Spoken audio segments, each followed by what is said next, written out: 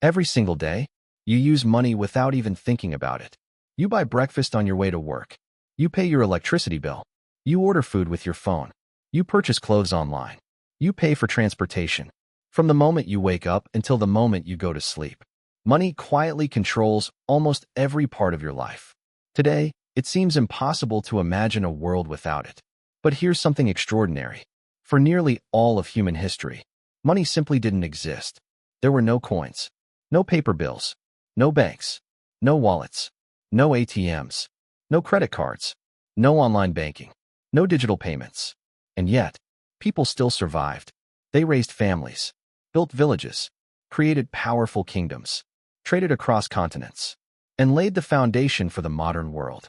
So here's the question. How did people survive before money? The answer tells the story of one of humanity's greatest inventions. Long before cities, kingdoms, or empires existed, humans lived in small tribes. These groups were usually made up of only a few dozen people. Life was difficult. Every single day was about survival. People hunted animals, gathered fruits, nuts, and berries, collected firewood, built simple shelters, protected one another from dangerous predators. Everyone contributed something to the group. There were no rich people. There were no poor people. What mattered most was cooperation. If one hunter killed a large deer, he rarely kept it for himself. The meat was shared among everyone. Tomorrow, another person might find fruit. Someone else might catch fish. Another family might build new shelters. Each person depended on everyone else. Sharing wasn't just kindness. It was the reason people stayed alive. As centuries passed, humans became better farmers. Villages grew larger. People no longer had to make everything themselves. Instead, they began developing special skills. Some became expert farmers. Others became blacksmiths. Some made pottery. Others wove clothing. Some built houses. Others raised animals. For the first time, people started producing more goods than they personally needed. That's when something revolutionary happened. Instead of sharing everything, people began exchanging goods. This became known as bartering. Imagine you owned several chickens. Your neighbor baked bread. You wanted bread. Your neighbor wanted eggs. Instead of paying with money, you simply traded eggs for bread. Everyone left happy. No coins, no cash, no bank account, just a simple exchange. At first, bartering worked extremely well. Small villages depended on it for hundreds, even thousands of years. But as societies became larger, problems began to appear. Imagine you were a fisherman. You caught plenty of fish. Now you needed a new pair of shoes. You visited the village shoemaker. But there was one problem. The shoemaker didn't need fish. He already had enough food.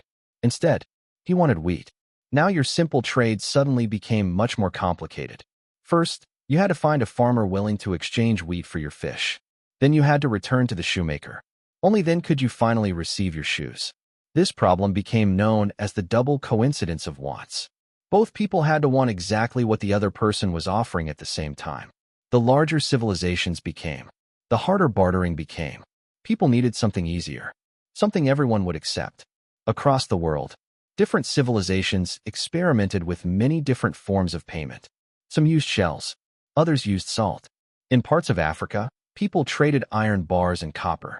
Elsewhere, tea bricks became valuable. Animal skins were exchanged. Large stone discs represented wealth on some islands. In many societies, cattle became a symbol of wealth.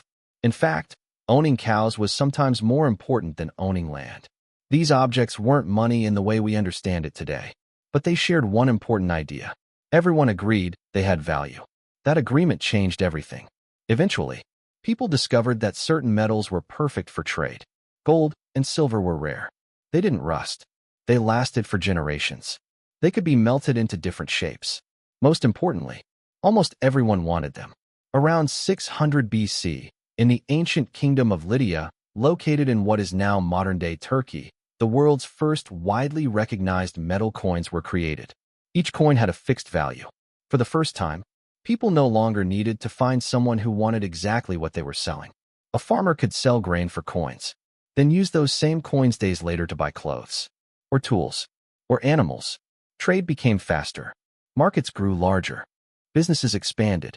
Cities became richer. Kingdoms collected taxes more easily. Empires traded with distant lands. Money didn't just make shopping easier. It completely transformed civilization. But history didn't stop there.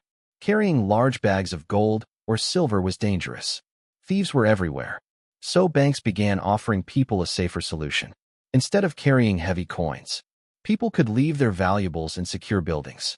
In return, they received written documents proving what they owned. Over time, those papers became valuable themselves. Eventually, paper money spread across much of the world.